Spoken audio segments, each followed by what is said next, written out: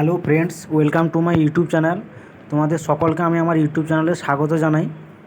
তো বন্ধুরা, এতক্ষণ তোমরা যে ভিডিওটি দেখছিলে, তো তাতে সেটি একটি অপশন ট্রেডিংয়ের প্রফিট ভিডিও। ঠিক আছে, অপশন ট্রেডিংয়ে ওই প্রফিটটা আমার হয়েছে 2300 টাকা। তো ওই ভিডিওটাই তোমরা তখন দেখছিলে।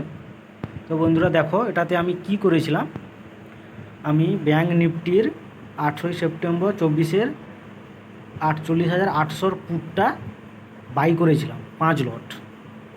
ঠিক আছে, আর ব্যাঙ্ক নিফটির 50,700 পুটটা আমি সেল করেছিলাম।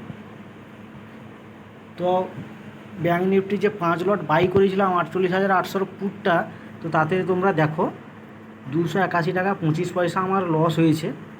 আর ব্যাঙ্ক নিফটির 50,700 যে পুটটা আমি বাই করেছিলাম 3 লট, সেটাতে আমার 2397 টাকা 15 পয়সা প্রফিট হয়েছে।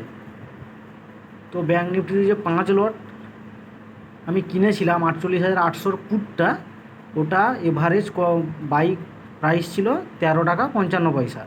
ঠিক আছে, কিন্তু সেটা বর্তমানে কিন্তু সেটা কমে গিয়ে হয়েছে 9 টাকা 80 পয়সা। এর ফলে আমার লস হয়ে গেছে।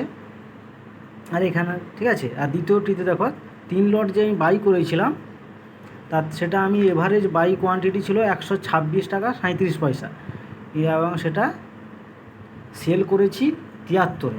সরি, একটা জিনিস এখানে দেখো, 126-এ ওটা সেল করেছিলাম। ঠিক আছে, বিক্রি করেছি 126 টাকা 37 পয়সায় এবং কিনেছি 73 টাকা 10 পয়সায়।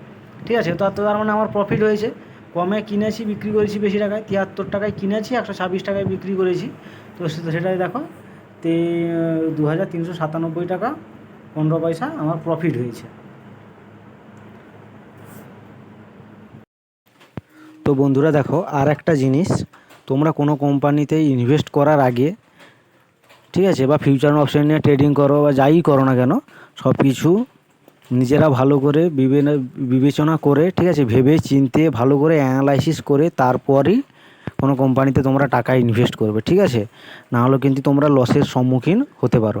ঠিক আছে, তোমরা নিজ দায়িত্বে ইনভেস্ট করবে, কোনো কোম্পানিতে হোক, ঠিক আছে, কোনো কোম্পানির শেয়ারে হোক, বা ঠিক আছে, বা ট্রেডিং করো, যাই করো না কেন, নিজের দায়িত্বে তোমরা করবে, নাহলে কিন্তু তোমরা লসের সম্মুখীন হতে পারো। ঠিক আছে, শেয়ার মার্কেট কিন্তু একটু রিস্কি আছে।